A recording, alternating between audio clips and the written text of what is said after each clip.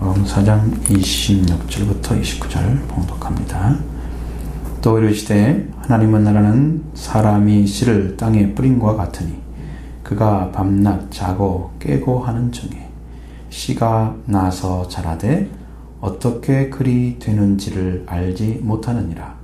땅이 스스로 열매를 맺되 처음에는 싹이요 다음에는 이삭이요 그 다음에는 이삭의 충실한 곡식이라. 열매가 익으면 곧 낫을 되나니 이는 추수 때가 이르렀음이니라. 아멘.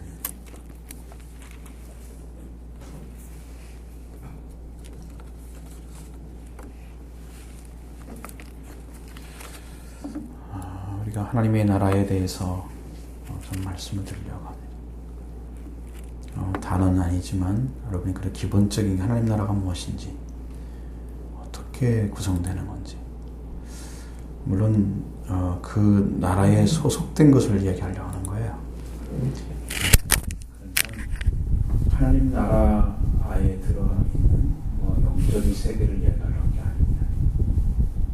기본적인 개념이 무엇인지 설명드리고, 그 다음에 씨를 땅에 뿌린 사람이 뭔지 설명드립니다. 하나님은 킹덤 오브 갓입니다. 물론 성경에 나온 대로 그렇게 되어 있죠. 말쿠스 샤마이 있습니다. 히브리어로.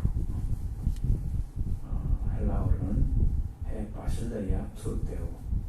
데오가 하나님이니까 바실레야는 왕국을 의미합니다. 그래서 하나님의 나라 이렇게 됩니다. 물론 천국이라는 것도 있어요. 이제 천국은 아우톤 오라논 이렇게 되어 있습니다. 그래서 천국이란 말과 하나님 나라란 말이 우리나라 말은 같아야 되는데 하늘나라 그러니까, 근데 하늘이라는 말과 나라라는 말과 연결되어 있어요. 그건 다르죠. 바실레라는 말이 안 써 있어요. 왕국이라는 말이 안 들어가 있어요. 하나님 나라는 구약 성경의 뿌리를 받고 있습니다. 히브리어나 그리스어에도 동일하게 하나님의 지배라는 의미를 갖고 있습니다. 하나님의 나라는 하나님의 지배. 그래서 하나님의 나라라는 살아계신 하나님의 지배, 하나님의 능력 있는 통치를 말합니다. 그러니까 우리 하나님 나라에 들어갔다 그러면 지금 하나님 우리를 지배하고 계시는 거고요. 살아계신 하나님이 지배하고 계신 거고, 하나님의 능력에 의해서 움직여지는 거예요. 하나님에 의해서.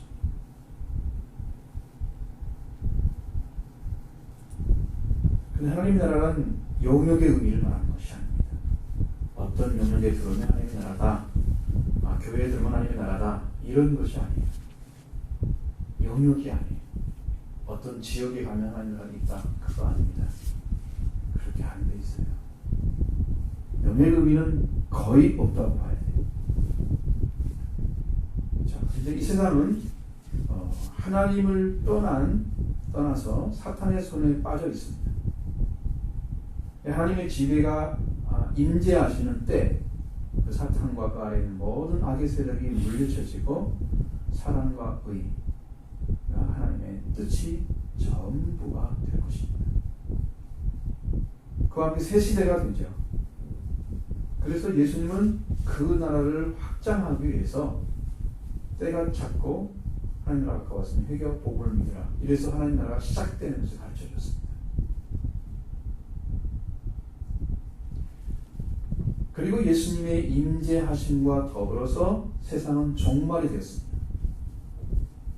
그러니까 예수님이 임재가 왔다고 하는 것은 이 세상에 구원자가 왔기 때문에 이제는 더 이상 그냥 그 세상을 끝내도 괜찮아요. 이제 구원자가 왔기 때문에. 그러나 아직도 2000년 전에 오셨던 그 주님 오셨어도 지금도 끝이 안 났습니다. 그렇죠? 이 세상이 볼 때 2000년이지. 하나님 나라에서는 1000년이 하나가 1000년 왔기 때문에 그 나라 개념이 없어요. 시간 개념이. 우리만 2000년이죠. 사람은 시간을 지배받기 때문에 그렇습니다. 그래서 하나님의 나라가 도래가 임박해 왔다. 그 예수님은 하나님의 나라에 대해서, 하나님의 나라를 이어받는 준비에 대해서 계속 말씀을 가르치는 거예요. 그래서 하나님 나라의 말씀이 그렇게 성경에 많은 거죠. 예수님께서 설교하신 하나님 나라는 하나님의 뜻에 의해서 급격하게 사람들의 예상과 다르게 이적적으로 임한다고 가르쳐요. 예를 들면 예수님이 그랬죠. 하나님 나라가 너에게 임하였습니다. 귀신이 하나님의 손으로 귀신이 쫓아내신 하나님 나라가 너에게 임하였다. 귀신이 예수님 하나님의 그 손을 능력을 통해서 쫓겨나는 하나님 나라가 임해왔다고 말씀하는 것입니다. 그런 악한 영을 쫓아내는 역사가 있는 것이죠. 이것은 인간의 도덕적인 어떤 거, 완전성, 뭐 그런 것과 아무 상관이 없습니다. 사람들이 막 도덕적으로 잘 사니까 하는 나라가 아닙니다. 인간이 내면적으로 혹은 정신적으로 발전이 됐기 때문에 하나님 나라가 왔다? 그것도 아닙니다. 어떤 자냐? 회개하고 성령 받은 자에게 하나님 나라는 능력으로 임하는 것입니다. 회개하고 성령 받은 자. 이게 불가사의한 것입니다. 예수님은 많은 비유로 임하시고자 하는 하나님 나라에 대해서 현재성뿐만 아니라 종말에 대해서도 가르쳐 줬습니다. 지금도 임하여신 하나님 나라, 성장하는 하나님의 나라, 그리고 마지막 때에 완성될 하나님 나라에 대해서 계속 말씀하십니다. 이 성경 말씀을 여러분이 읽고도 지금 이루어지지 않는 하나님 나라가 미래에 이룰 것만 믿는 사람들은 성경을 잘못 알고 있는 것입니다. 지금 이루어져야 됩니다. 어떻게 이루어지느냐? 그것은 오늘 본문을 통해서 말씀드릴 거예요. 그러나 주의 예수님의 죽으심과 함께 하나님 나라를 말보다는 그 대신에 교회라는 말로 많이 사람들이 설교하죠. 교회가 하나님 나라다. 거기에 뭐 하나님 나라의 모범이다. 뭐 그런 거 있잖아요. 예수님은 하나님 나라의 설교에 대해서 부활하여 교회의 주가 되셨습니다. 하나님 나라의 설교를 계속 하셨죠. 그리고 부활해서 교회의 주님으로 쓰셨습니다. 하나님 나라의 왕국, 하나님의 왕국은 천국 또는 하나님 나라로 불리는데 마태는 주로 하나님 나라를 많이 사용했습니다. 하나님 나라는 영적인 것입니다. 이 세상에 형성되는 게 아니에요. 보일 수가 없어요. 만져지지도 않고.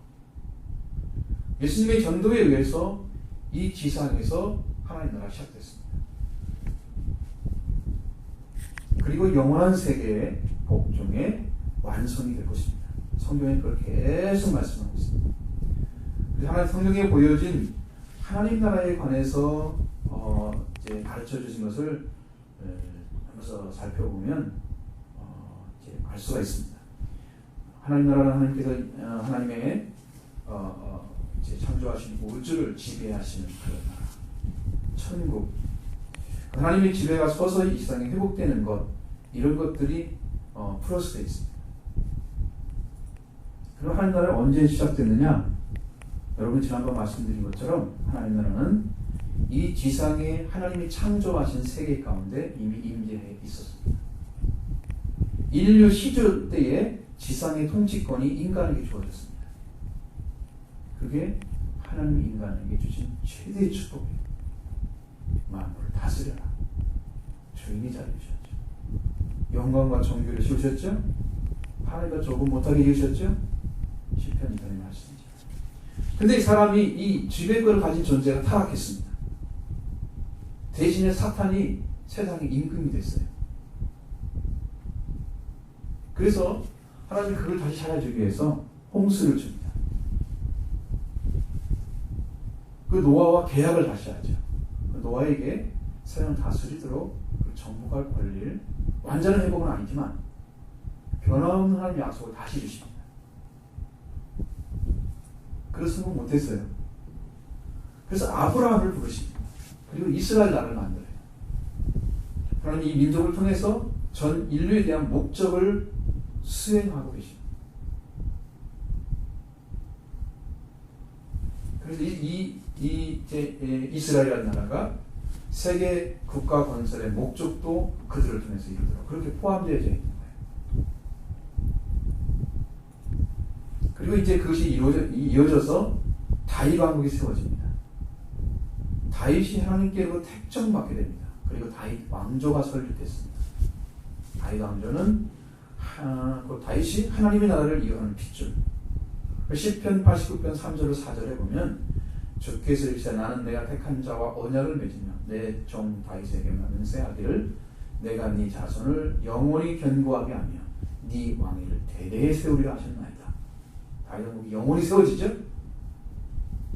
그래서 예수님이 다윗의 보좌에 앉겠다고 말씀하신 거예요. 영원한 보좌를 상징하는 거예요. 다윗의 보좌. 이 다윗이 어떻게 연결시켜서 그 하나님 나라가 연결되는 부분들이 있느냐? 그 선지자들이 그 말씀을 쭉 이어나갔습니다. 다윗의 후손에 의해서 통치될 나라가 설 것이다. 그는 참 사람이고 그리고 또 임마누엘이다. 그리고 전능하신 하나님이다. 영존하시는 아버지, 평강의 왕이시라고 말씀하고 다윗의 후손 중 나올 것이라고 말씀하시죠. 그 나라는 그 기원과 권위에서는 천상적인 것인데 예루살렘을 수도로 해서 지상에 세워졌다고 말씀하시죠. 지상에서 완성이 되면 좋겠죠. 그러나 그와 반대로 이스라엘 나라가 군대에 둘러싸는 보면 마지막 때가 가까운 줄 알고 말씀하시죠. 이 땅에 이스라엘 그리고 예루살렘도 망할 것입니다. 완전한 하나님 나라의 완성이 안 된다는 거죠. 그렇게 해서 그 나라는 먼저 회복되어져서 회개한 유대인 위에서 시작됐습니다. 예수님도 구원이 유대인에서 남이라고 했습니다. 그렇죠. 그래서 그 핏줄로 가는 거예요. 하나님 나라가. 그 전 세계에 시작될 것임을 성경에 얼마나 많이 기록되는지 몰라요. 뭐 여기 성경 말씀드리면 여러분이 이 시간 다 지나가겠죠. 그리고 이 하나님 나라가 이루어지면 이스라엘은 의와 평화와 장수와 공평과 심판이 행해지고 지상에 사는 자는 다수가 구원을 입는다. 그리고 사탄은 영원히 제거된다. 이런 말씀이 쭉 기록되어 있어요. 그리고 하나님의 왕국은 능력에 의해서 세워지고 이방세계 권력에 대해서 심판이 임할 것이다. 하나님께 도전하는 자는요 전부 망합니다. 그 영적인 이스라엘이 회복되죠. 왕국은 이게 건설이 주의 재림에 대해서 성경에 썼습니다. 그 왕국이 완성되는 시기 때 예수님이 재림하십니다. 그리고 그 계약 가운데 말씀하신 가운데 제 계약이죠. 이스라엘 제 다윗의 후손을 통해서 이루어질 그 나라를 말씀하시면서 그 말씀하신 계약 가운데 불순종한 자에 대한 징계가 기록되어 있습니다. 그것이 이제 포로가 되는 것이 이스라엘 민족이 그 이루어지기 전의 모습이죠. 전 세계 흩어짐 받을 것이고 그때 예루살렘은 이방인 손에 두어져 있을 것이다. 그런데도 불구하고 성경은 시편 89편 33절 37절에 보면 다윗의 계약은 폐기되지 않았습니다. 하나님이 약속한 말씀은 영원한 계약이 됩니다. 그러나 그것이 아직 이루어지지 않았습니다. 신약 성경의 일부분이 성취된 게 나와요. 자, 뭐가 일어났느냐? 왕이 베들레헴에서 태어났습니다. 우리가 보장 2절 같은 데 나오잖아요. 그리고 처녀의 몸에서 나온다. 이것이 이사야 10장 14절의 말씀이 마태복음 1장에 나와 있는 거예요. 그리고 회개하라 천국이 왔다. 즉 하나님 나라 왕국이 가까이 왔다고 말씀하십니다. 분명히 들어가 있다는 거죠. 왕국이 우리한테 왔어요. 세례 요한도 말씀 똑같이 했습니다. 그런데 왕이신 그리스도에서도 말씀이 전파되고 세례 요한에서 전파되고 사도들, 예수님의 제자들이 나중에 사도가 됐죠. 사도들에 의해서 전파됐는데 누가 거부했느냐? 유대인들만 거부했습니다. 그 나라의 왕국의 왕으로 오신 분을 십자가에 못 박혀서 가시관을 씌우고 십자가에 못 박혀 죽이는 거예요. 예수님은 왕으로 다시 부활하신 거예요. 그런데 이 일이 이루어지기 전에 뭘 하시느냐? 예수님은 십자가에 앞서서 왕은 비유를 통해서 천국의 깊은 뜻들을 계속 말씀하십니다. 물론 성경 전체가 그게 아니에요. 미래를 대비하는 것도 있고 그렇지만 우리가 주로 비유장이라고 말씀하시는 마태복음 13장이나 그걸 쭉 보시면 천국에 대해서 엄청난 비유를 하십니다. 이 비유에 의한 모든 말씀은 왕이신 그리스도 재림 전에 성취될 것이라고 말씀하십니다. 재림 전에 다 이루어져서 예수님 재림하면 천국이 완성됩니다. 하나님 나라가. 우리들은 이 하나님의 감추어진 계획 속에 지금 존재하고 있습니다. 잘 모르죠. 바울도 몰랐습니다. 그래서 하나님 안에서 창세 전에 이미 우리를 그리스도 안에서 예비하셨다, 예정하셨다 이렇게 말씀하시잖아요. 제가 그걸 어떻게 알겠어요? 그렇죠? 창세 전까지 여러분 가볼 수 있나요? 영적으로 알 수도 없고 하나님이 이게 계시해 주지 않으면 알 수가 없는 거예요. 열어주지 않으면. 교회도 마찬가지. 그 경륜 중에 지금 살아가고 있는 거예요. 여러분도 이 교회에 들어왔다는 것은 천국의 일부에 지금 소속될 수 있는 최고의 축복을 받을 수 있는 가능성을 가지고 있는 거예요. 교회는 이렇게 중요한 역할을 하는 것입니다. 그리고 이제 마지막 언제 성취되느냐? 이 왕국이 데살로니가서 4장 14절로 17절 말씀. 그때 성취되는데 지상의 나라는 종말을 보하고 하나님 나라가 성취됩니다. 데살로니가서 4장 16, 17절에 보면 주께서 호령과 천사장의 소리와 하나님의 나팔 소리로 친히 하늘로부터 강림하시니 그리스도 안에서 죽은 자들이 먼저 일어나고 보세요. 죽은 자들이 먼저 일어나죠. 그리고 그 후에 우리 살아남은 자들도 그들과 함께 구름수로 끌려 올라가 공중에서 주를 영접하게 하시리니 그리하여 우리가 항상 주와 함께 있으리라. 이제는 주를 사모한다. 주를 만나고 싶다. 이렇게 안 해도 돼요. 항상 주님과 함께 계시니까 그 날에서 완성이 되는 것이죠. 마침내 새하늘과 새 땅이 들어가서 영원한 나라에서 영광을 누리신다는 것입니다. 그래서 바실레이아, 새 바실레이아 투데오 하나님 나라죠. 그의 나라 이렇게 했을 때는 또 해 바실레이아 투 우라논 천국이라는 말이죠. 천국. 자, 이것이 이제 원어에 나와 있는 것인데 그 차이가 뭐냐? 하나님 나라와 천국이라는 차이가 뭐냐 이거예요. 그 차이는 조금 차이가 있다고 성경은 이야기하는데 하나님 나라는 우주적인 보편제적인 것으로 자진하여 하나님의 뜻을 따르는 자, 즉 천사나 교회나 성도 등 그런 하나님의 일체의 피조물에게 이루어지는 거다 이렇게 이야기합니다. 참 어려운 이야기죠. 자, 그냥 생각하세요. 천사나 교회나 성도 들에게 그 피조물에게 이루어지는 하나님의 다스림이 그게 하나님의 나라다. 천국이란 이 지상에 있는 하나님의 나라입니다. 나누자면 굳이 나누자면 우리는 천국이란 말을 쓰면은 오히려 거꾸로 하나님 나라에 더 들어간 것처럼 생각하죠. 하나님 나라 그러면 지상에 오는 것처럼 느껴지죠. 그래서 성경은 반대로 썼다는 거예요. 이 지상에 있는 하나님의 나라 언제 시작됐느냐?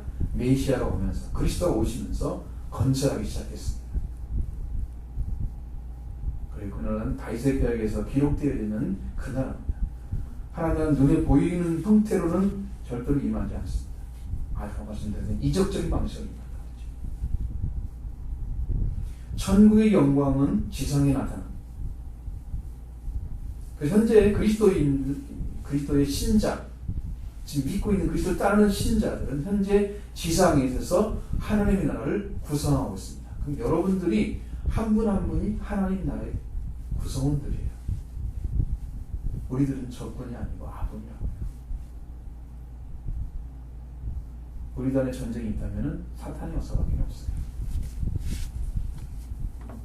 하나님 나라를 때려 부시기 위해서 일하는 존재가 사탄인데 그 일을 하고 있다면 누가 적이에요?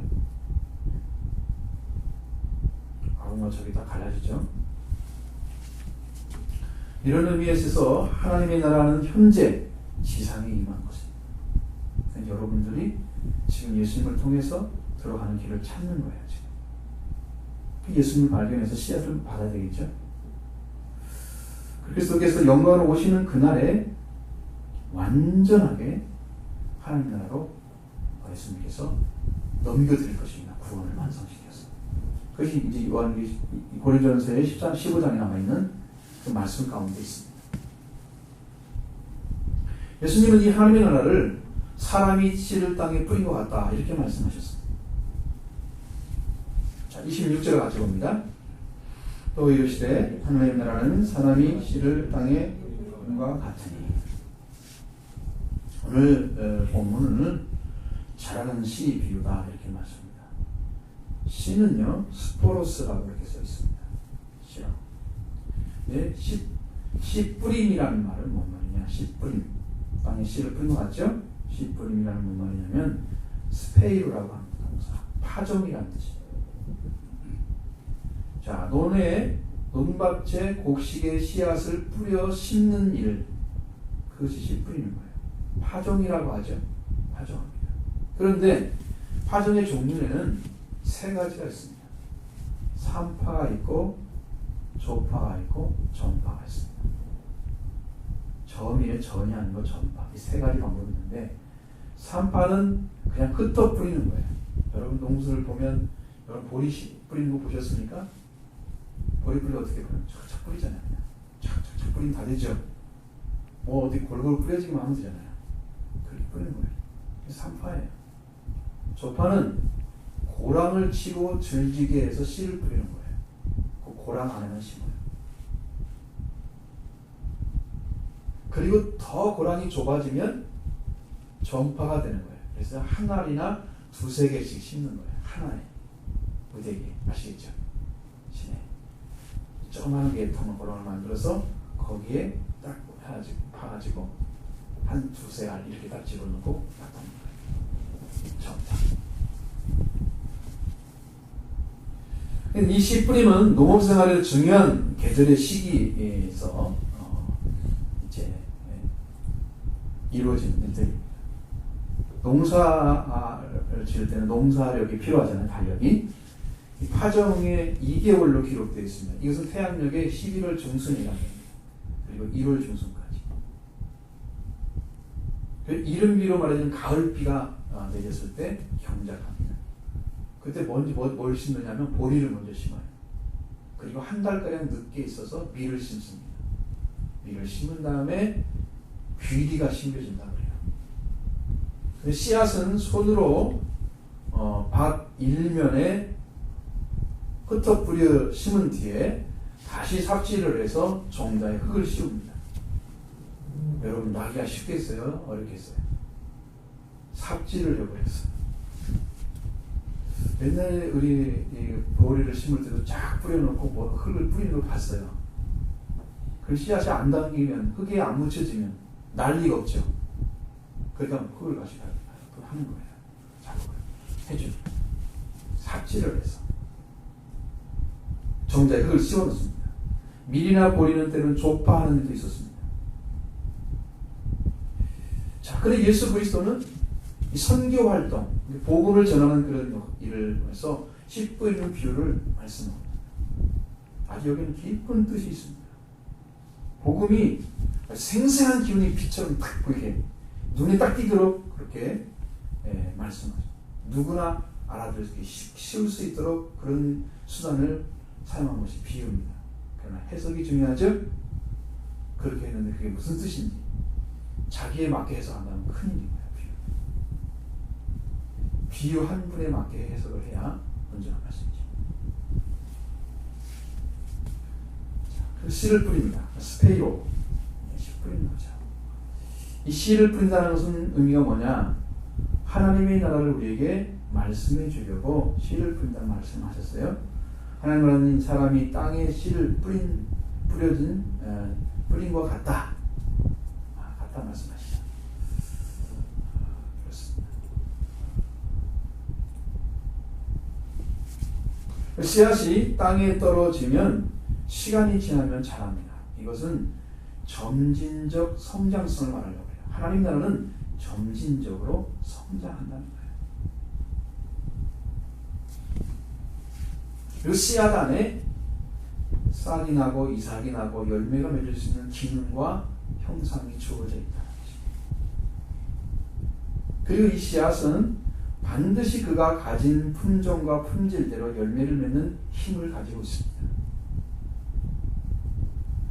더 깊이 살펴보면 씨앗 가운데 장래 일까지도 다 들어있다고 말씀하고 있습니다. 고린도서 15장 35절 41절 말씀을 지난주에 드렸습니다. 여기에서도 37절에 보면 또 네가 뿌리는 것은 장래의 형체를 뿌리는 것이 아니요 다만 밀이나 다른 알갱이 뿐이로되 하나님이 그 뜻대로 그에게 형체를 주시되 각 종자에게 형체를 주십니다. 이런 말씀을 하셨죠. 부활장입니다. 고린도서 15장은 부활에 관해서 말씀하고 있습니다. 35절 41절에서 무엇을 말씀하려고 하느냐? 그것은 부활을 설명하면서 죽은 자들이 어떻게 살았느냐 이렇게 묻고 있죠. 분명히 생명으로 다시 태어나야 되겠죠. 죽은 자들이 살아난다. 이 원리가 무엇을 말하는 놀라운 발견을 했습니다. 여러분이 이 37절에 보면 고린도서 15장 37절에 보면 장래의 형체란 말을 사용하고 있어요. 이 형체란 말을 보니까 소마라고 써 있습니다. 소마는 몸이란 말입니다. 장래의 몸이 이루어진다는 거예요. 장래. 여러분 죽은 자가 다시 살아나서 장래 몸이 이루어진다. 이건 문제는 어떻게 이루어져야 되겠습니까? 그렇습니다. 잘못하면 말씀에 하나님과 예수 그리스도 믿지 않고 간 사람들은 그 장래의 형체가 영원한 죽음의 부활을 나타내는 것입니다. 이건 심판의 부활을 나타내는 것입니다. 예수 그리스도를 믿고 부활된 사람은 영원한 생명의 부활을 나타내는 영생할 것입니다. 자, 분명히 씨앗은 장래의 몸을 심은 것은 아니었습니다. 씨앗만 심었죠. 씨앗만 심었습니다. 우리가 보리를 땅에 심었다 보면 보리는 시간이 지나면 잎이 나오죠. 두 잎이 나오고 이렇게 올라옵니다. 그리고 지금 보리대가 나오고 그것이 크다가 이삭이 이렇게 맺을 수 있는 게 나오죠. 그리고 열매가 맺어집니다. 한 42알 정도 맺어집니다. 씨앗 안에 장래의 것이 다 들어있던 거예요. 근데 그것을 살려서 부활시켜 보니까 그 안에 열매가 이렇게 맺을 수 있는 능력, 기능과 형상이 그 안에 이미 존재하고 있었던 거예요. 그걸 통해서 하나님 주신 이러한 열매 맺는 그걸 통해서 하나님 나라의 확장이 어떻게 이루어지는가를 이야기하려고 하시는 것입니다. 그래서 열매 맺어야 하는 일이 천국이 완성되어 가는 것이다. 이렇게 말씀하는 거예요. 하나님의 나라는 사람이 땅에 씨를 뿌린 것 같다 하는 것은 씨로 말미암아 맺어가는 그 일이 씨앗과 땅의 관계에서 이루어지는 비밀스러운 일이라는 것을 우리가 보여줌으로써 하나님 나라는 눈으로 볼 수 있는 게 아니에요. 이루어진 것만 보이는 거예요. 이루어지는 과정은 전혀 알 수가 없어요. 신비스러운 것입니다. 그래서 27절을 보시죠. 그가 밤낮 자고 깨고 하는 중에 씨가 나서 자라되 어떻게 그리 되는지를 알지 못하느니라. 자, 씨를 심은 사람은 밤낮 자고 깨고 하는 중에 씨가 나서 자라고 있습니다. 어떻게 그리 되는지를 알지 못한다. 이건 신비스럽다는 얘기죠. 사람이 파악할 수 없는 부분이에요. 씨가 자라는 과정은 우리가 밖에서 볼 수가 없는 것입니다. 씨앗과 땅의 관계에서만 이루어지는 거예요. 씨를 심은 사람은 씨가 나서 자라는 것을 알 수는 있어요. 어떻게? 자란 모습을 보고 알 수 있는 거예요. 그러나 어떻게 자라는지는 알지 못해요. 어떻게 자라지 이것이? 어떻게 이렇게 크지? 물론 지금은 다 밝혀져서 어떤 작용을 하고 어떻게 되는데 그런 이론을 가질 수 있어요. 그걸 안다 할지라도 뿌리를 내려서 그 뿌리에 의해서 영향물을 받고 이렇게 자라가는 모습들을 우리가 체크할 수가 없어요. 보여지는 부분만 체크하는 그 관계는 알 수 없습니다. 감춰진 것입니다. 신비적인 신비죠. 하나님은 이렇게 씨앗을 심은 사람이 알지 못하는 사이에 자라는 씨앗을 뿌린 사람과 같다 이렇게 말씀합니다. 분명하게 씨앗을 뿌렸다는 것은 생명을 그 씨앗이 많은 생명을 가진 그 씨앗, 그래서 많은 열매를 맺는 능력을 가졌다는 것을 우리에게 알려주려고 하는 것입니다. 하나님 나라는 성장한다는 거예요. 그 목적은 점점 완전한 또 다른 열매를 맺어간다는 거예요.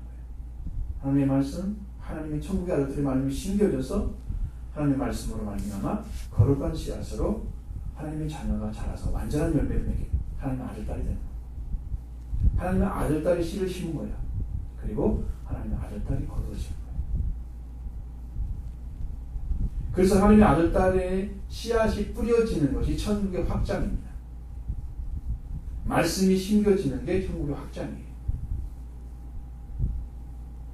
여러분은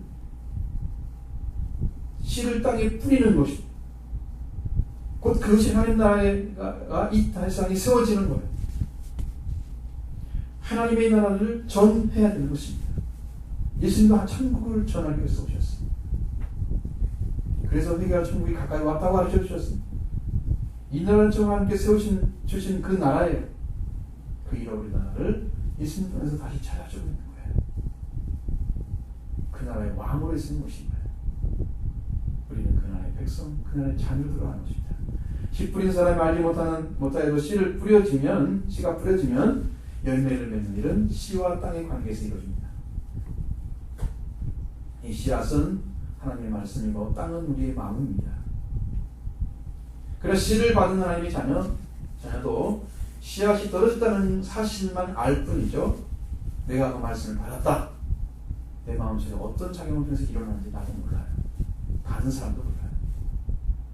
결과를 통해서 아는 거예요. 씨를 받는 사람처럼 자고 일어나는 중에 시간이 필요하죠. 왜? 자라야 할 시간입니다. 그것이. 사실은 짧은 기간이 아니에요. 우리가 자고 일어나고 그런 기간 이렇게 짧게 얘기하지만 우리는 이 말씀을 받으면요 일생을 통해서 이루어가는 거예요. 아브라함도 40년이 걸렸습니다. 하늘의 씨앗이 떨어져서 하나님이 만들고자 하는 만물의 주인자에 쓸 때까지 40년이 걸렸어요. 말씀 받고 바로 이루어지는 사람은 없습니다. 일어섰다 큰 소리 쳐도 어린애예요. 하나님 나라를 이해하지 못해요. 모르면서 아는 자. 깊이를 모르는 거예요. 충분한 열매를 맺게 하기 위해서 시간이 많이 필요하죠? 그래서 자녀들에게 이 생명의 씨앗을 뿌려줘요. 생명의 씨앗, 말씀. 하나님의 나라를 전해줘야 돼요. 예수 그리스도도 하나님의 말씀, 생명의 씨앗이라고 전해줘야 돼요. 너희가 그걸 영접해라. 말씀을 믿고 말씀을 오신 예수님, 말씀이신 예수님 영접하고 의지해라. 예수님 사랑해라. 그리스도 너희 구원이야. 가르쳐줘요. 모든 자녀들이 이 말씀을 받아서 하나님의 씨앗이 뿌려지면 하나님의 복을 받은 자죠. 그래서 그때부터 하나님께 태어난 갓난아기입니다. 그 갓난아기들은 젖을 줘야 돼요. 유모가 필요한 거예요. 그 일을 하는 자가 목사라고 하는 것이죠. 기를 목자를 쓰잖아요.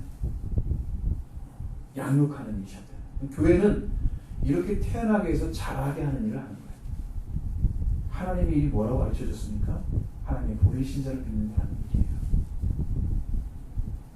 교회가 왜 필요합니까? 건물 지려고? 이거 하나님께서 뭘 받으시는데요? 건물 가지고. 예루살렘 그 건물 하나님께서 구조로 다 만드신 거잖아요. 모세를 통해서. 그 건물도 하나님 부셨습니다. 순종하지 않기 때문에. 건물이 중요합니까? 거기는 금으로 다 만들었어요. 그래도 성구들도 다 금으로 쌓고요. 하나님 말씀하신 거기에 만나나 아니면 이제 아론의 쌍난 지팡이나 십계명도 다 들어있었어요. 그렇게 규정은 또 다 있어서 깨뜨려버렸어요.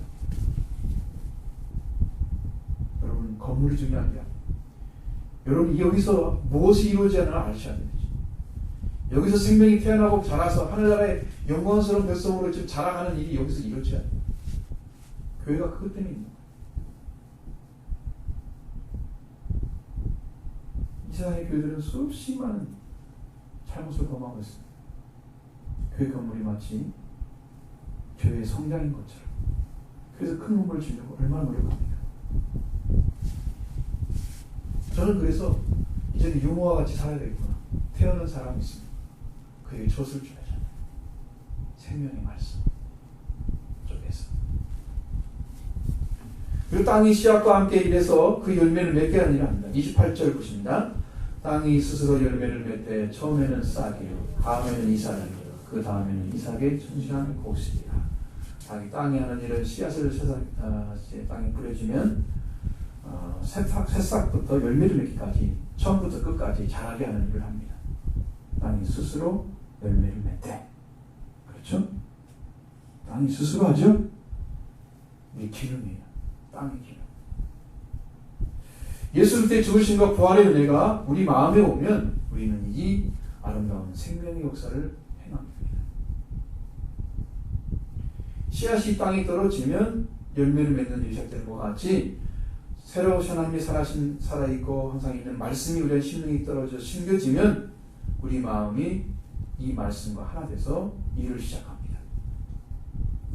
하나님의 나라가 바로 예수 그리스도를 통해 세상에 왔기 때문에 그 예수 그리스도 하나님 말씀 이 일이 떨어지면 그 시작된 거예요.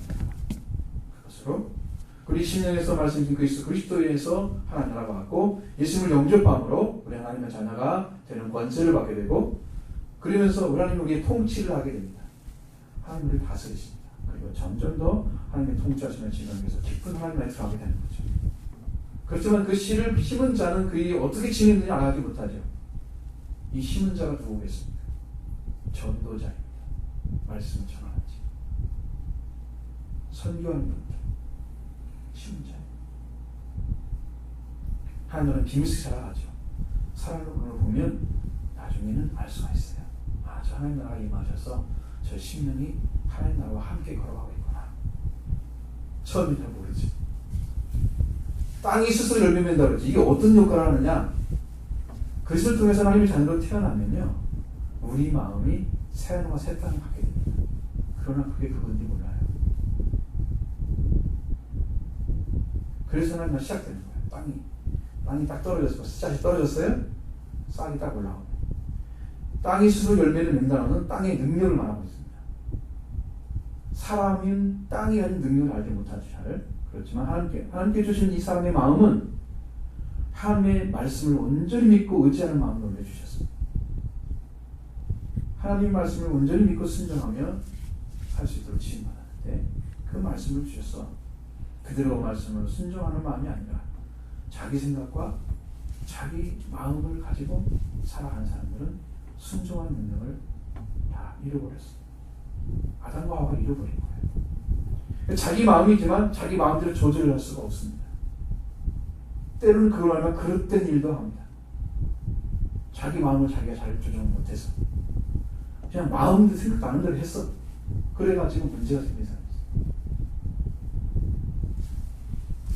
있어요. 여기에서 떨어진 씨가 자라서 열매를 맺는 땅은 하나님 말씀에 의해서 완전히 순종하는 땅으로 돌아온 사람입니다. 이 땅은 심으면 열매를 맺는 땅이에요. 여기는 회개가 이루어진 사람. 그래서 땅이 말씀을 받아 이제 진짜 말씀을 받는 거예요. 자, 말씀을 처음에 받았죠. 그 다음 하나님 마음을 믿어야 되는구나. 말씀에 순종해야 되는구나. 그건 알아요. 근데 순종이 안 이루어져. 깨달아도 못해. 능력이 없어. 그렇게 부족하단 말이에요. 그래도 그 사람의 씨가 심어졌잖아요. 하나님과 시작된 것입니다. 그 사람은 스스로 열매를 맺어간다고 했죠. 여기는 원어로 보면 저절로입니다. 저절로란 말이에요. 열매를 맺는다고 했어요. 언제 맺느냐? 이 열매를 맺다라는 걸 문법으로 보면 동사, 직설법, 현재, 능동태, 사역행, 단수예요. 현재 맺는 거예요. 지금 말씀이 들었으면 지금 일이 진행되고 있어요. 여러분한테. 무슨 말인지 알겠죠? 지금 하나님 말씀이 떨어졌으면 여러분 지금 하나님 말씀이 역사를 해야 되죠. 내 마음이 순종하고 하나님 말씀은 나를 키워가고 그래서 싹이 나오는 거지. 저절로 일을 하는 거예요. 이 마음이 말씀과 하나 돼서 성장하도록 창조된 거예요. 이걸 잃어버렸기 때문에 이 마음이 그걸 보조하지 못해요. 예수님 말씀도 그러잖아요. 무엇보다 지킬 만한 건 뭐예요? 마음이라고 했죠. 생명의 근원에서 난다고 그랬죠. 무엇보다 지켜야 할 것은 사람의 마음이에요. 마음이 중요합니다. 사람의 마음은 하나님 말씀으로 역사하도록 하나님 지어주셨어요. 그런데 그 땅이 스스로 열매를 맺게 하는데 처음엔 싹이 나옵니다. 이 싹은요, 호르토스라고 합니다. 풀, 잔디, 목초, 지 이렇게 말하고 있습니다. 자라는 식물, 처음 나온 자라는 식물이에요. 자연 법칙에 의해서 자라는 과정을 밝혀줍니다. 즉 사람은 심은 것 외에는 할 수 있는 것은 뭐냐? 물을 주고 거름을 주고 잡초 해주는 거예요. 제거해주는 거예요. 그건 할 수 있습니다. 고린도서 3장의 5절로 7절에 보면 그런 중 아볼로는 무엇이며 바울은 무엇이냐? 그들은 각각 주께서 주신 대로 너희로 하여금 믿게 한 사역자들이니라. 나는 심었고 아볼로는 물을 주었으되 오직 자라게 하나님께서 자라게 하셨나니 그런지 심는 이나 물 주는 이는 아무것도 아니오되 오직 자라게 하시는 이는 하나님뿐이라 말씀하고 있죠. 아볼로, 바울이 나옵니다. 그들은 사역자라고 말합니다. 이건 하나님의 교회를 위해서 일하는 종들을 말하고 있습니다. 동역자, 그렇게 얘기하죠. 씨를 뿌리는 사람들입니다. 바울은 나는 씨를 심었다고 합니다. 바울이 고린도 교회를 세웠습니다. 처음에 고린도 교회에 말씀을 전하고 시작하신 분이에요. 그래서 하나님 말씀에 씨를 심었어요. 그리고 두 번째로 사역자가 누구냐? 아볼로가 교회에 온 거예요. 고린도 교회에. 아볼로는 씨 심어진 곳에 뭐 했어요? 물을 줬어요. 물을 줬어요. 수고하죠? 이러한 수고는 교회 종들이 하는 거예요. 그러나 자라게 하시는 하나님뿐이라고 고백합니다. 바울은 이러한 수고로 말미암아 자신들이 목회하는 것처럼 생각하지 않았습니다. 오직 자라게 하시는 이신 하나님을 선포했습니다.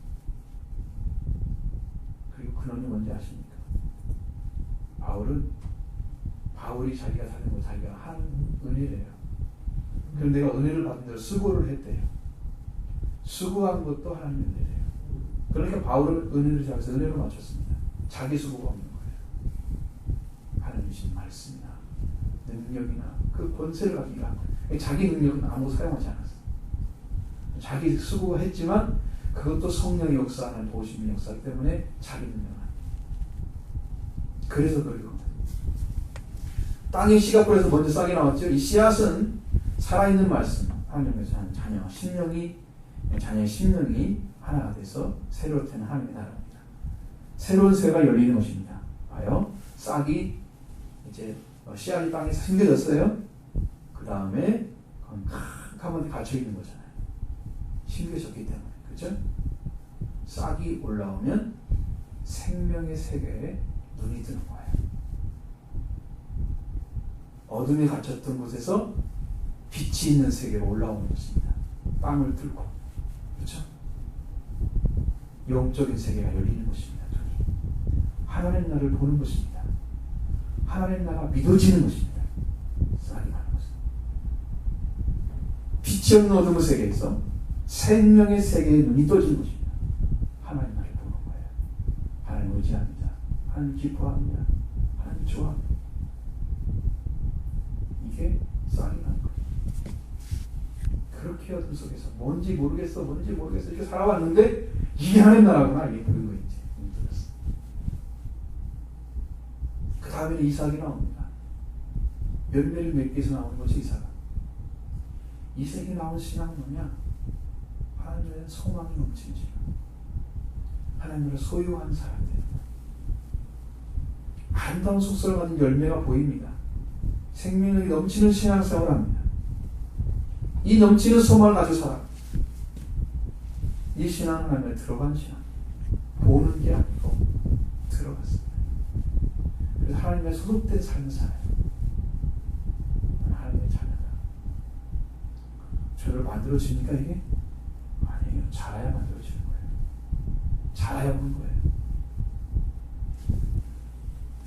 열매 맺는, 완전한 열매 맺는 과정 가운데 들어가 있습니다. 점점 더 성장, 결실해가는 과정만 남아있는 거예요. 이것이 언제 이루어지느냐? 현재 이루어지고 있는 거예요. 여러분 하나님에 대한 소망이 얼마나 큽니까? 하나님에 들어가는 지금 확증이 있습니까? 여러분 이것이 아니면, 이게 안 자라가면 언제 맺어요? 그리고 마지막에는 충실한 곡식이 맺어진다. 그럽니다. 이 충실함은 플레레스, 가득한 충만한 완전한 충실한 그런 뜻입니다. 곡식은 시트로스입니다. 아니 밀이나 곡물, 곡식을 말하는 거예요. 그래서 여기는 완전한 곡식, 완전한 밀 이렇게 말할 수 있습니다. 하나님 나라를 완성한 열매를 맺은 신앙입니다. 이 신앙은 완전한 사랑이 와요. 완전한 사랑. 사랑을 이루는 단계다. 이 사랑의 계명이 완성된 거룩함과 의로움의 보름을 이룬 신앙입니다.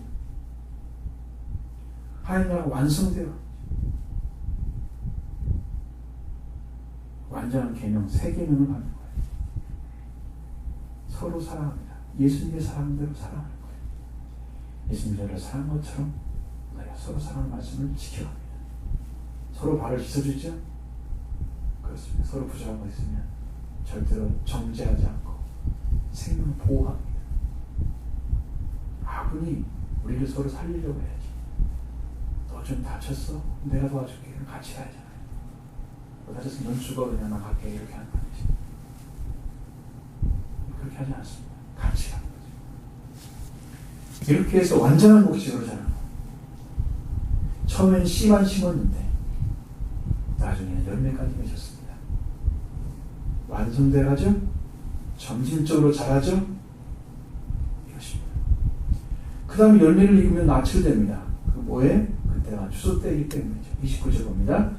열매가 익으면 곧 낯을 되나니 이는 추수 때가 이르렀습니다. 열매가 익으면 파라도의 제2 단순화거 가정법 능동태입니다. 이것은 뭐냐면 어떻게 해석해야 되냐면 스스로 영구로 익어갈 때면 이렇게 했어야 됩니다. 이해가 되시죠? 확실히 이해가 되시죠? 자, 스스로 아까 말씀드렸던 땅이 스스로 열매를 맺대 그랬죠? 그것도 떨어진 땅, 떨어진 말씀에 의해서 열매를 맺어준 거예요. 그것이 저절로 열매를 맺어간 거예요. 스스로 영구로 익어갈 때면 결실의 상황,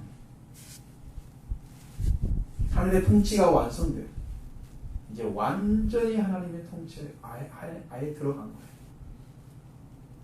하나님 나라 영적 열매들이 완전히 영그러질 때, 이때가 되면 우리가 하나님 나라 눈으로 보이지 않다고 그랬죠. 신비롭고 점진적으로 확산되어 가고 있다고 그랬죠.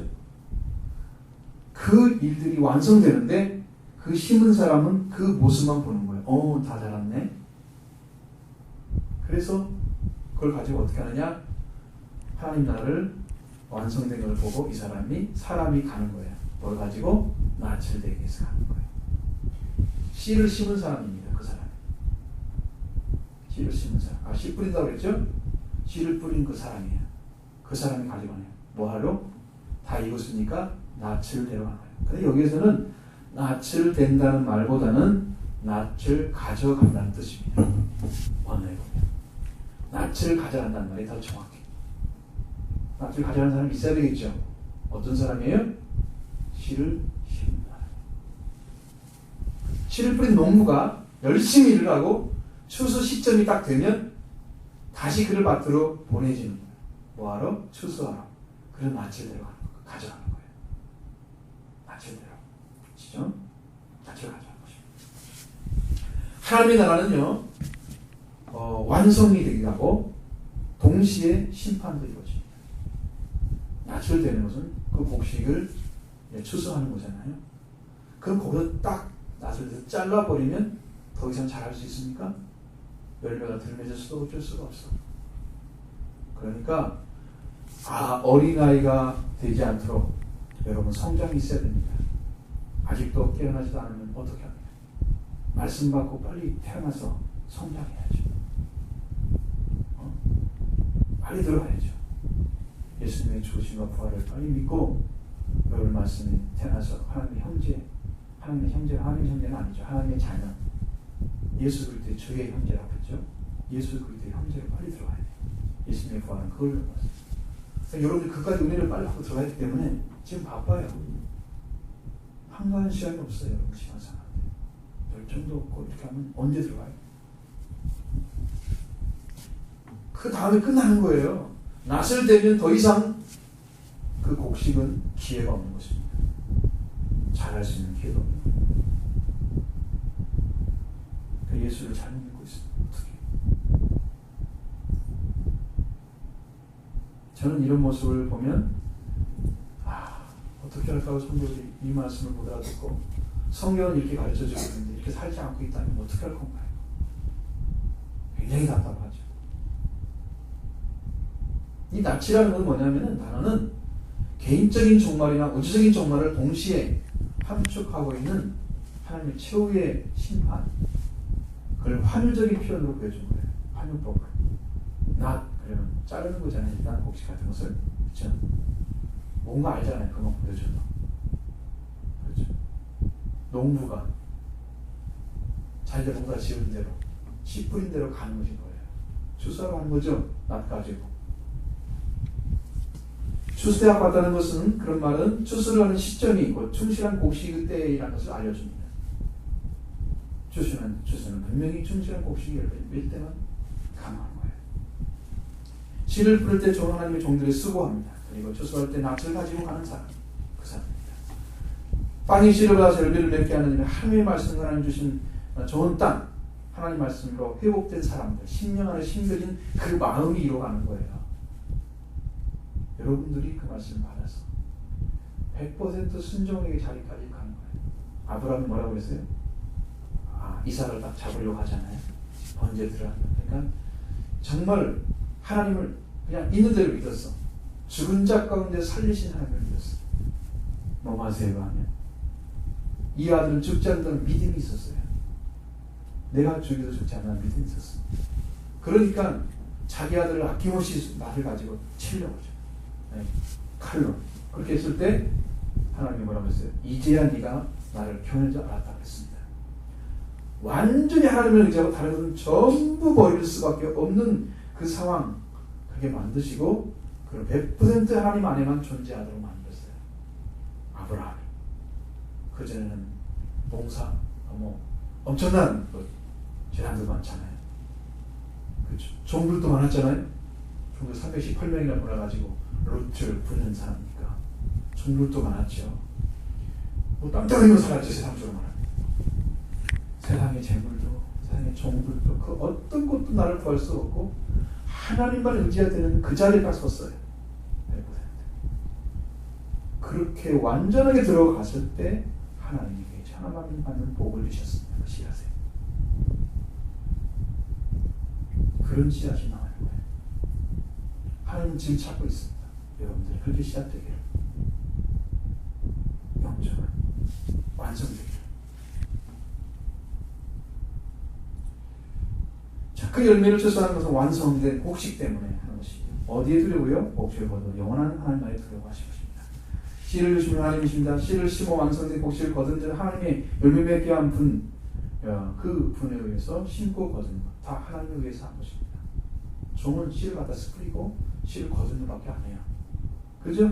자라게 하시는 것, 열매 맺게 하는 것은 하나님의 말씀과 회개한 신령과 하나 돼서 하는 거예요. 자, 그럼 사람이 그 일을 해서 쓰임 받는 것입니다. 하나님 일을 하는 것이죠. 하나님 일을 하는 보내신 자를 믿는 것이 하나님. 예수님을 믿는 거, 예수님의 씨앗이기 때문에. 땅에 씨를 뿌리는 것은 하나님의 종이 하는 것입니다. 하나님 말씀을 받아서 전하는 전도자들입니다. 양을 받아서 기르는 목사가 합니다. 그게 사람이에요. 땅에 씨를 뿌린 사람. 이 씨앗을 뿌린 사람은 하나님 말들을 확장시키는 하고 있습니다. 여러분 심는 하나님 씨앗이 뿌려지는 시 목회자 하는 일이에요. 도망 다니고 그러면 안 되겠죠. 사람만큼 씨 뿌리기가 어려운 게 없어요. 세상에 밭은 도망 다니고 못 봤어요. 한 번. 밭은 그대로 있잖아요. 그냥 밭은. 씨 뿌리면 주인이 하나들 다 있잖아요. 사람들은 말을 안 들어. 자기가 주인 돼가지고 자기가 밭인지 몰라. 말씀이 뿌려져야 할 대상인지 몰라. 이거 안 뿌리면 멸망당하는 걸 몰라. 그 열매를 맺어야 되는데 그 사람, 그러니까 순종이 완전히 올 때까지는, 자기는 죽고 말씀으로 죽고 말씀으로 부활되는 사람이 되기 전까지는 그 일을 못하는 거예요. 순종이 안 이루어집니다. 어떻게 해야 돼요? 회개하고 순종하는 길이 없어요. 변화되지 않으면 말씀이 원하는 대로 살지 못해요. 그 능력도 없어. 그런 말씀이 주어져서 여러분 충실한 목시가 이루어지면 능력이 있습니다. 권세가 없습니다. 그래서 하나님 살아있고 하나님의 말씀으로 그런 심겨져요. 말씀만 심겨질 뿐인데 열매가 맺었다. 그렇죠? 그 안에 우리가 영원한 나라에 들어가는 그런 형상까지 다 말씀 안에 들어있는 거예요. 그래서 우리는 거기 말아서 그 말씀과 하나 되어 사는 거예요. 말씀에 순종해서 천시한 복식이 열릴 때까지, 하나님 나라 완성될 때까지. 그럼 성경에 뭐라고 되어 있어요? 의인들이 나오죠. 지난주에 말씀드린 의인들 나왔죠. 의인들은 자기 아버지 나라에서 해와 같이 빛나리라. 그 의인의 자리에 들어가는 거예요. 충실한 것이 의인과 같은 거예요. 영적으로 보면 동질성입니다. 자, 이거 완성되는 과정에 있는 사람들은 성도들입니다. 여기에 다 들어와 있어야 되죠. 심겨져서 싹이 나오거나 이삭이 나오거나 충실한 곡식으로 지금 되어가고 있어야 돼요. 말씀을 받았는데 아무 일도 없다. 밭이 지금 죽어 있는 거예요. 씨가 온지도 몰라요. 길가에 있는 밭과 비슷하죠. 새들이 와서 먹어버리잖아요. 구원받지 못하려고. 말씀을 의지하지 않는 사람은 회개가 없기 때문에 땅이 그대로 있는 거예요. 자기 땅. 그래서 길가에 막 그대로 그냥 가지고 다니는 거예요. 신앙생활 하는 겁니까? 시작도 안 된 거죠. 뭐 길가 같은 밭좀 뭐 시작된 겁니까? 안 됐지만, 그러면 돌밭은 시작 안 된 겁니다. 그러면 갓돌이 밭은 시작된 겁니까? 아닙니다. 완전한 해가 돼서 어떤 말씀이 떨어지든지 열매가 맺는 밭, 좋은 땅, 그 사람이 시작됩니다. 신앙. 그게 진짜 신앙입니다. 회개하지 않고 성령 받지 않고 이런 역사가 안 일어난 사람이 시작 안 한 거예요. 지금 그걸 찾고 있는 중에 있는 거예요. 그러니까 좁은 길이고 좁은 문이고 좁은 길이죠. 그러나 그 사람이 보상을 해줍니다. 영원한 생명으로. 예수 안에 죽음이 없습니다. 예수 안에 죽음이 없습니다. 예수 안에 부활이 있습니다. 예수 안에 다시 살아갑니다. 죽었던 자를 다 살리는 능력 예수 안에 있습니다. 여러분, 그분을 영접하는 것입니다. 그분의 능력을 믿는 것입니다. 그리고 그분과 함께 걸어가는 거예요. 여러분 인생살기 힘들으시죠? 지치죠 때로는. 여러분 구하는 것이 무엇인지 잘 알아보시고 예수님 한 분으로 만족하는 고귀한 신앙 찾으시기 바랍니다. 여러분들도 말씀을 받아야 돼요. 그래서 저도 말씀 주십시오. 왜? 심겨져야 되니까. 하나님 말씀 주세요. 저도 그리스도를 보내주세요. 왜? 구원받아야 되니까. 후회됩니다. 저를 구원해주세요. 저는 죄인입니다. 죄인을 잘못했기 때문에 죄인입니다. 구해야 됩니다. 이렇게 기도하십시오. 반드시 구하고 찾고 두리는 자에게 확실한 은혜를 주실 것입니다. 구하는 자에게 성령을 주시지 않겠느냐, 구하는 자에게 좋은 걸 주시지 않겠느냐, 주님 말씀하셔서 주십니다. 꼭 받으십시오. 그리고 하나님 나라를 위해서 수고하는 씨 뿌린 자의 수고가 뭔지를 보십시오. 여러분의 무엇 때문에 이렇게 가르치고 전하는지를 아셔야 돼요.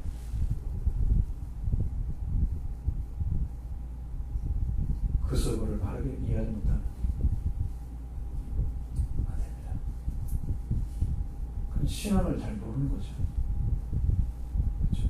주님이 뭘 하려고 오시는가 모르는 거죠.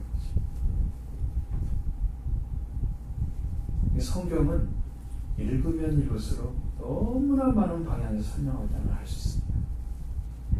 로마서에서 이런 말씀을 또 전하면 또 다른 각도가 나오죠. 복음서도 다르죠. 예언서도 다르죠. 다 다릅니다. 근데 전부 들어갈 수 있는 길을 찾게 돼 있어요. 말씀으로. 그러니까 그 길을 찾기만 되면 여러분 다 되는 거예요. 여러분 그러잖아요. 여러분이 딱 언제 마음이 안심이 됩니까? 자, 차를 타고 왔을 때 전주에 딱 들어오면 안심되죠. 아, 내가 아는 곳이다. 그 전에 모르는 건 지나오잖아 지금. 아주 한 번씩 보는 곳이잖아요. 그렇죠? 그거 보고 있는 거잖아. 그러나 그 도시는 모르고, 그러나 내가 알던 도시잖아요. 하나님 말씀만 더 여러분의 안정되고 평화를 잡게 되면 쉬워요, 신앙생활. 이걸 찾아내는 것이 힘든 거예요. 반드시 걸어야 되기 때문에 여러분이 찾아서 그 은혜를 받으시고, 그럼 시작 뿌려진 그 심령이 열매에 맺어서 하나님의 기쁨 되기를 바랍니다. 하나님이 기뻐하시는 것 찾아라. 하나님을 찾고 만나기를 원하는 것. 많은 사람들이 기도하면서 흔들리고 있습니다. 어떤 그런지 왜 이렇게 응답이 안 오는 거예요? 그건 허점이 많습니다. 기도하는 사람 중 전심을 하지 않습니다. 골방에 안 들어갑니다. 문을 닫지도 않습니다. 그리고 그렇게 해놓고 기도를 하니까 되나요? 전심을 찾는 나를 만나리라 말씀하셨습니다. 전심을 찾고 찾지 않아. 전심은 아니야. 그냥 조금 원해. 그냥 주님 일할 수가 없어요. 하나님은 전심 가운데 일하십니다. 마음을 다해서 중심을 다해서 일하십니다. 거기까지 여러분 마음을 열어드리고 인도하시면 구하십시오. 틀림없이 인도하실 것입니다. 하나님의 부족한 것입니다. 다 채워질 줄로 믿습니다.